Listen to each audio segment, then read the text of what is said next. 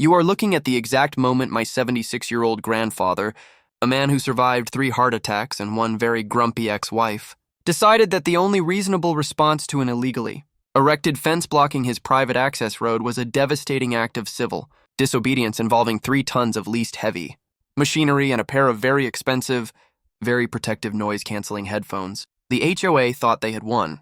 They thought they could choke off our property access and steal a sliver of land. They were wrong. Dead wrong. Because they didn't just mess with me, they messed with the one man who still owns a pair of steel-toed boots from 1985 and knows how to use them. Keep watching. The carnage is just beginning. What is UP, Drama Nation? If you are ready for a story about unhinged HOA power trips, illegal construction, and the sweetest, dirtiest revenge ever served on a silver platter of pulverized vinyl fencing, then you know what to do. Stop whatever you're doing. Smash that like button so hard your finger hurts, and subscribe right now. This video is literally going to get the HOA president fired and possibly arrested. Hit that notification bell because you don't want to miss the fallout. Let's dive into the absolute worst neighbor feud of 2025. Our story begins in the sleepy, sun-drenched, and utterly pretentious subdivision of Willow Creek Trails, a place where the grass is always exactly $1.5 inches tall and the drama is always nuclear. My grandfather, let's call him the General, has lived on his 5-acre estate, which sits right at the edge of Willow Creek's jurisdiction, for over 40 years. His property is bordered on one side by the subdivision's paved community access road, and on the other by his own private easement, a dirt and gravel path known as Elm Lane that leads directly to his backyard workshop and, crucially, serves as the only easy access point for construction and large vehicle deliveries. Now, for 4 decades, this was a non-issue. The HOA, a rotating cast of busybody retirees, knew where the General's property line was. They knew Elm Lane was his. But then Brenda arrived. Brenda the Brick Wall Harrison. Brenda, the freshly elected HOA president, who saw the world in shades of my rules and your immediate compliance. Her first act upon taking office? An aggressive, self-important letter to the General stating that Elm Lane, which she claimed was unsightly and a blight on the manicured aesthetic of Willow Creek, was actually HOA common property and would be repurposed for a children's butterfly garden. A butterfly garden. On his 50-foot-wide, vehicle-only access road. The General, bless his stubborn soul, simply replied with a copy of the original 1982 deed, highlighted in bright yellow, showing the metes and bounds proving his ownership in fee simple. Brenda ignored it. She escalated. She sent a cease and desist against his using Elm Lane, claiming the noise of his tractor was a violation of the HOA's tranquility covenant.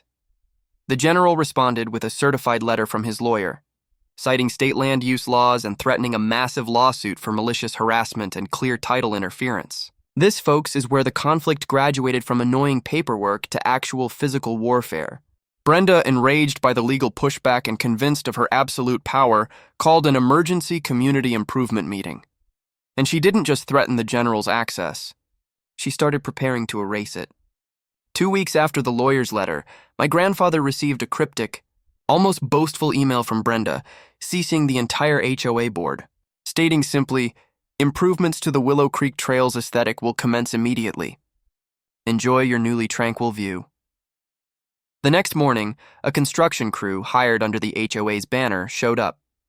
They weren't planting butterflies. They were unloading bags of concrete mix and rolls of chain-link fence. They were building a solid 7-foot-tall, opaque vinyl fence directly across Elm Lane, 50 feet past the subdivision's paved road, and right on the boundary line that Brenda claimed was the start of HOA common property. They were literally blocking the only heavy vehicle access to the General's land. They built a wall where his road used to be. The General stepped outside, coffee cup in hand, and watched them sink the first concrete post, a brazen, illegal act of property seizure disguised as aesthetic improvement. This was a declaration of war. The General was speechless. And in the 4 decades I've known him, that's happened precisely once before, the time a squirrel stole his dentures. But this was worse. This was state-level property theft by a woman whose only qualification was having the loudest voice at the annual potluck. He immediately called the police, citing the trespassing and destruction of property. And here's the first layer of injustice that makes your blood boil. The responding officer, a young patrolman who clearly just wanted to go back to his donut break, shrugged and said, "Sir, this looks like a civil matter. It's a dispute over a boundary line. Talk to the HOA. A fence built by the HOA, funded by the HOA, and positioned to physically choke off the access to a non-HOA member's private land was deemed a civil matter. The fence went up in one day, a colossal white monstrosity that screamed, "You are trapped, old man!" The immediate impact was devastating. The general was expecting a critical delivery of lumber and heavy equipment for a commissioned project. The delivery truck, a 20-ton semi, arrived, took one look at the gleaming white obstruction, and refused to offload, citing inaccessible delivery point and charging a $2,500 redirect fee. The general was now losing money, losing time, and entirely trapped. Brenda predictably loved it. She sent an email full of saccharine sweet faux concern, claiming the fence was a necessary safety barrier and that the general was welcome to use the main paved road for deliveries, knowing full well that the paved road was a narrow, winding street with a strict no commercial vehicles over 3 tons covenant she herself had just enforced. And his 50-foot semi would tear up the asphalt and get him fined thousands. She had created an airtight legal and physical blockade. The general's lawyer sent another letter, then another demanding immediate removal, citing Paragraph 715.15 of the State Property Code, which explicitly forbids the obstruction of established recorded easements. Brenda's response, via the HOA's lawyer, was a masterpiece of legal stalling.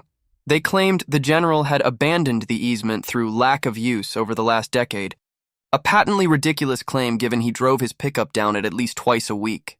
They cited a convoluted clause in the original subdivision charter that claimed any unimproved land adjacent to the subdivision automatically reverted to common maintenance responsibility if not actively paved by the owner. The fight bogged down in discovery. Court dates were set for months away. The general was bleeding legal fees, facing project delays, and the physical oppression of the white vinyl wall was a constant, infuriating reminder of Brenda's unearned authority. The tension ratcheted up when Brenda, feeling untouchable, began using the newly fenced-off area. She put up a small, smug sign, "Future home of the Willow Creek Butterfly Conservatory." And then, one Saturday morning, the ultimate insult, a group of HOA members, led by Brenda, started having picnics right against the fence, facing the general's property, deliberately waving and loudly discussing his unsightly old workshop and the smell of gasoline. The general had reached his breaking point. He was trapped by a fence, strangled by legal red tape, and actively taunted by his tyrannical neighbor. He was helpless, staring out at a blockade built on his own land, and the law was moving too slowly to save him. The final, heartbreaking straw came when a simple $25 delivery of chicken feed couldn't navigate the main road, and the delivery driver, seeing the massive fence, simply dropped the bags by the main mailbox. A quarter-mile walk away in the pouring rain. The general stood in the doorway, soaked and defeated, staring at the illegal wall that had made his life a waking nightmare. The general didn't say a word for 2 days. He sat in his workshop, which had become a prison, and he planned. He wasn't waiting for the court date in 6 months. He was going to use the language Brenda and the HOA understood: direct, immediate, and overwhelming force. His plan was simple, brutal, and perfectly legal. Remember Elm Lane? It wasn't just a dirt path. It was a documented, recorded easement. The fence was the illegal structure. His act of revenge would not be illegal vandalism. It would be the lawful clearing of an obstruction on his private property. Here's where the legend begins.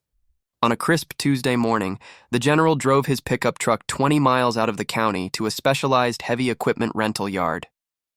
He presented his driver's license, his insurance, and a $5,000 deposit. He didn't rent a jackhammer.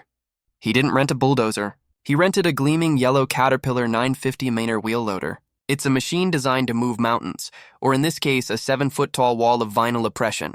The rental delivery driver, a huge man named Mitch, who looked like he hadn't slept since 1998, followed the general back to the Willow Creek Trail's entrance. Mitch parked the low-loader trailer on the shoulder of the paved main road, well outside the jurisdiction of the HOA. The general signed the release form, hopped into the massive, air-conditioned cab of the 950 IRM, and felt the power of $300,000 worth of earth-moving engineering beneath his fingers. He pulled the air horn twice, a defiant salute to the sleeping enemy, and drove the wheel loader onto the paved Willow Creek Road. The sound of that diesel engine idling at 9 a.m. was a symphony of impending doom. He drove slowly, methodically, past the manicured lawns and identical McMansions, until he reached the illegal fence. The HOA office lights flickered on. Heads started popping out of windows. Brenda, still in her pajamas, sprinted out of her house, waving her arms like a frantic traffic controller. "Stop! Stop that machine! That is HOA property!" she shrieked, her voice swallowed by the throaty rumble of the cat engine. The general, safely insulated in his cab, casually pulled on those old-school noise-canceling headphones, cranked up his classic rock playlist, and gave Brenda the only response she deserved, a dismissive two-finger salute. He positioned the massive bucket of the wheel loader, dropped the hydraulics, and with a satisfying heavy crunch, he didn't just knock the fence down. He scooped the entire first 50-foot section, vinyl panels, concrete-filled posts, footings, and all, straight out of the ground like a spoon taking a bite out of soft pudding. The roar of the engine as it strained against the resistance, followed by the catastrophic ripping sound of the fence being unzipped from the earth, was a primal, beautiful sound. He didn't stop there. He didn't just clear the road. He took the entire 100-foot segment of the fence, all the way to the claimed boundary line, and scooped it, crushed it, and then drove his 950 min down Elm Lane, across his property, and dumped the pulverized remains of the HOA's illegal structure into a neatly piled, giant mound of shredded plastic and concrete on the front lawn of Brenda Harrison's house. He then drove the wheel loader back, perfectly centered on his easement, and parked. He was now back in business. The road was clear. The injustice was repaid. The immediate aftermath was pure chaos. Brenda Harrison, standing on her lawn next to a heap of what looked like white plastic mulch and broken dreams, was absolutely incandescent. She called the police again, this time screaming, "Vandalism! Destruction of HOA property! Assault with heavy machinery!" But the general was ready. He was sitting in a lawn chair enjoying a lemonade right beside the wheel loader, and he had his lawyer on speed dial. When the same patrolman from Chapter 2 arrived, looking utterly defeated, the general simply handed him a laminated, highlighted copy of the county's recorded easement map and a copy of his lawyer's letter, emphasizing the illegal obstruction. "Officer," the general said calmly, pointing at the shattered fence remains, "I did not vandalize HOA property. I lawfully cleared a trespassing obstruction from my private recorded easement. The owner of the equipment is insured, and the only crime here was the illegal construction and obstruction of access. Everything I did was a lawful act of self-help to regain use of my land." The patrolman, seeing the indisputable recorded evidence, could only shake his head. It was indeed a civil matter, but the general was on the right side of the law. He had simply enforced his property rights with a 3-ton shovel. The legal dominoes started to fall immediately. The general's lawyer filed an emergency motion to the court, attaching photos of the destruction, the recorded easement, and the delivery company's $2,500 redirect fee invoice. The judge, seeing the clear-cut case of illegal obstruction and damages, slapped the HOA with a temporary restraining order, forbidding any further construction on or near Elm Lane and, critically, leveled an initial fine of $25,000 for malicious harassment and clear title interference, which was just the beginning of their financial pain. The real payback, however, was in the community. The HOA's own covenants had a fiduciary responsibility clause, and their insurance policy had a failure to secure proper permitting exclusion. It turned out Brenda, in her arrogant haste, had never filed for a construction permit with the county, nor had she consulted the full board on the cost, which had been charged directly to the HOA's reserve fund. The homeowners, furious about the $25,000 fine and the legal liability, organized a snap vote. Brenda Harrison was not just removed as president. She was banned from holding any office in the HOA ever again. The board was forced to issue a humiliating public apology to the general, which they had to mail to every resident in Willow Creek Trails. And they had to hire an independent contractor to haul the fence debris away, debris which the general ensured remained piled on Brenda's lawn for 3 glorious, humiliating days. But the final nail in the coffin was a move. The general's lawyer had advised filing a separate civil suit against Brenda personally for tortious interference with business expectation to recoup the $1,500 delivery fee and the thousands in legal fees. The HOA's insurance wouldn't cover her personal liability, forcing her to hire her own lawyer, a final, delicious financial drain on the woman who started the war. The smoke cleared, but the sweet scent of justice lingered. Brenda Harrison's personal lawsuit dragged on for months, a constant reminder of her spectacular failure. She eventually settled, forced to pay the general $15,000 out of her own pocket, money that he, in his characteristic style, used to buy a new upgraded tractor, which he promptly began driving up and down Elm Lane every morning at 7 a.m., just to aerate the gravel, a move that was perfectly within his rights and sounded like a declaration of absolute victory every time. The HOA, now run by a much older, much more cautious retired accountant, realized they had a ticking time bomb of liability. To fully settle the issue and prevent future megalomaniacs from causing a repeat, the new board voted to issue a quitclaim deed to the general, formally and legally releasing all claims to the Elm Lane easement and even conceding an extra 5 feet of adjacent land to him just to be safe. The general's property was now definitively bigger, legally bulletproof, and had a road that could handle a tank if necessary. But the ultimate, final, and most delicious act of revenge came a year later. Brenda, unable to bear the constant, subtle shaming, the long glances, the whispers, and the sight of the general's meticulously maintained, clearly marked private road, put her perfectly manicured house up for sale. The listing boasted tranquil views and exclusive community access. The general waited until the first and most eager potential buyer arrived, a young couple with 3 kids looking for their dream home.